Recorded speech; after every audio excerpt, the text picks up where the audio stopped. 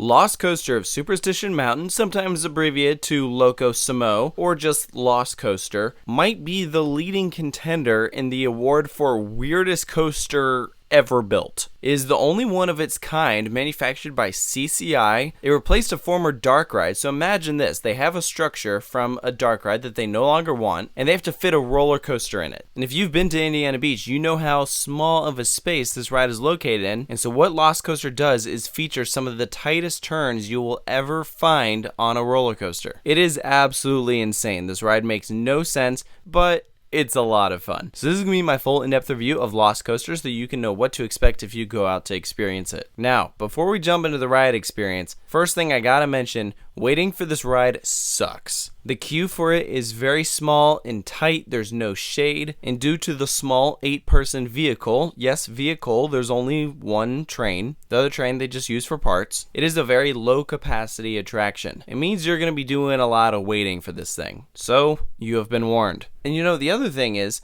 for a while, Lost Coasters had the reputation of being unreliable, so there's a good chance if you went to Indiana Beach that this thing wasn't even open. It's always been problems with the elevator lift. The one thing I know for sure is that with the new management, Lost Coaster is going to be down a whole lot less. They want this thing to be consistently open. And in my multiple visits to Indiana Beach I've already had in 2020, Lost Coaster was open every single day I was there, which is great news. So let's jump into the ride experience because there's a lot to talk about because this thing is very, very bizarre. When you reach the station, you board your vehicles and is essentially 2 boxes strung together that look like cages. 2 riders face forwards, 2 riders face backwards. So you're looking at people across from you while you ride. They're very tight vehicles because you have to navigate very tight turns. So there's not a whole lot of space. There's a seatbelt that goes across yourself and the rider next to you, and then there's a general bar in the center that you can hold on to. It's a very unique setup. I actually really like that you can experience this ride forwards and backwards. It makes it re-rideable because you're going to get a completely different ride experience depending on where you're sitting. I actually recommend sitting backwards for your first ride, just because you'll have no idea what's coming, and it makes it a lot more fun that way. I've now ridden Lost Coaster about 5 times. I think 3 of those were facing forwards, 2 were facing backwards. My personal favorite seat was the second car facing backwards. It just feels more out of control when you can't see what's coming. So you hear the all clear and you take a right-hand turn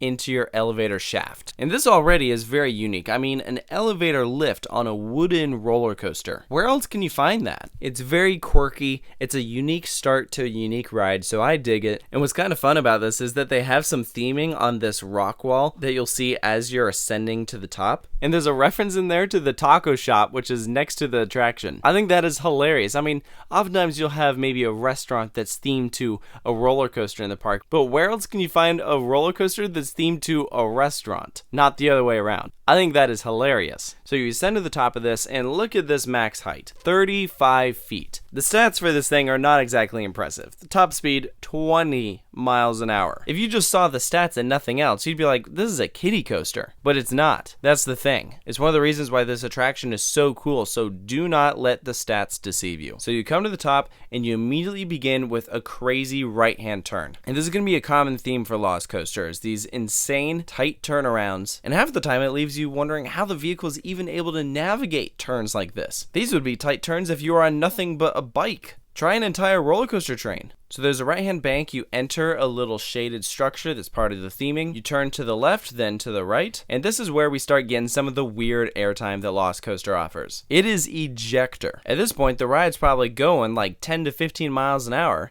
but it goes up this sharp little hill, and you get airtime. It's wild, especially if you're sitting in the back car. I think this is definitely a coaster that is superior in the back car as opposed to the front car, but it's still surprising nonetheless. So from here, you go into what is basically the biggest drop on Lost Coaster. It's not much. I mean, this coaster isn't about drops at all. It is 100% about lateral transitions, but this is likely where you hit that top speed of 35 miles an hour. It is also the largest section of track that you'll be able to see from in the park. So much of this ride takes place indoors, but this section in particular actually goes over the antique car ride. It's a great little interaction if you're doing the antique cars. You can see Lost Coaster going around. It's kind of neat because you have the antique cars to one side and then water to the other. You turn to the left into a turnaround, start heading back the same way you came, and this is where Lost Coaster goes into a double up back into that theme structure. So some good fun airtime there. The whole thing feels janky, like it's gonna fall apart. It's a lot of fun. And almost from here on out to the rest of the ride, you're mostly indoors. It feels very out of control because you have all this rockwork around you that you are narrowly navigating in and out of. It feels like at any moment you should not be able to make these turns. At one point, the coaster comes to a stop and they do a little bit of theming and storytelling before you go into a double down.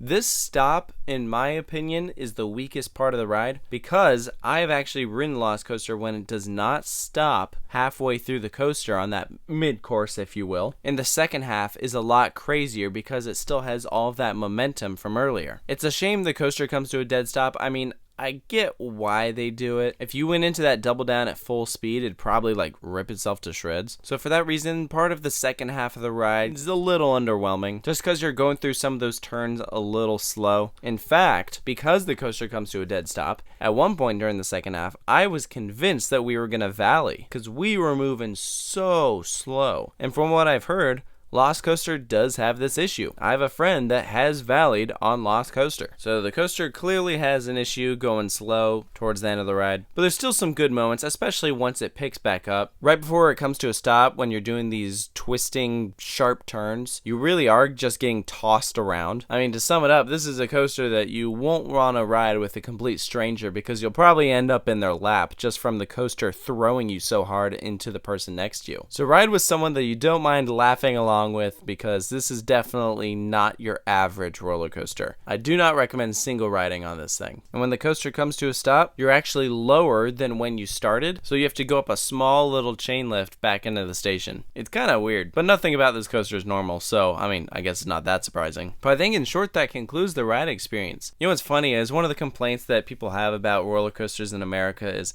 well, they're just not themed experiences. Outside of Universal or Disney, they just don't have a lot of theming like during the ride. Lost Coaster, all of the theming is during the ride. They have animatronics during the coaster. There are themed effects.